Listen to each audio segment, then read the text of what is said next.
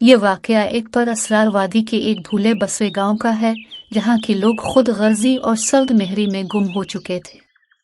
ना कोई मुस्कुराहट थी, ना बच्चों की हंसी की आवाज, मगर उन्हीं में एक नन्ही सी प्यारी बच्ची एलिया रहती थी। 11 साल मासूम दिल वाली, बड़ी बड़ी हैरत भरी आंखों वाली, जिसकी लाल रंग की चादर वक्त के थपेड़ों से फटी पुरानी जरूर थी, मगर उसका दिल रोशन और साफ था। एक दिन एलिया की नानी ने उसे जंगल के बीचों बीच मौजूद जादुई दरख्त की कहानी सुनाई, जो सिर्फ पाक दिलों से बात करता था। एलिया की आंखों में चमक आ गई और अगली सुबह वो तन्हा इस पुरस्रार दरख्त की तलाश में निकल खड़ी हुई।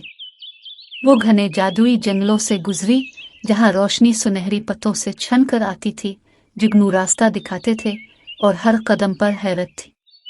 बिलाखिर वो एक अजीम और शान दरख्त के सामने पहुंची, जिसकी चांदी जैसे पत्ते रोशनी बखेर रहे थे। दरख्त ने एक नर्म आवाज में पूछा, तुम क्या चाहती हो? एलिया ने जवाब दिया, मैं कुछ नहीं मांगने आई, सिर्फ शुक्रिया अदा करने। दरख्त उसकी मासूमी से मुतासिर हुआ और एक चमकता हुआ सुनहरा बीज इसके हाथ में रख दिया और कहा, इसे अपने गांव में लगा दो, ये रोशनी वापस लाएगा। जब एलिया ने गांव वापस आकर वो बीच चौक में लगाया तो लोग हंसने लगे, इसका मजाक आ रहा, मगर उसने हर दिन खामोशी से इसे पानी दिया। फिर एक सुबह वही बीज एक सुनहरी दरख्त में बदल चुका था, जो पूरे गांव को रोशनी, खुशबू और खुशी दे रहा था।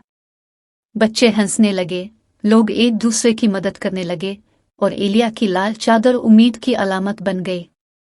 वक्त गुजरा और गांव बदल गया। वही दरख्त अब गांव का मुकद्दस मरकज बन गया, और जब हुआ उसकी शाखों से सरसराती, लोग कहते कि दरख्त अब भी सरगोशी करता है, नेकी कभी रायगा नहीं जाती। एलिया अब उम्र रसीदा इसी दरख्त के नीचे बैठी बच्चों को कहानियां सुनाती है, और उनकी आंखों में भी वही चमक होती है जो कभी उसकी आंखों में थी। यही तो था एलिया का जादू और मोहब्बत, कुर्बानी और खालिस नेकी का वो पैगाम जो हर दिल में रोशनी भर दे।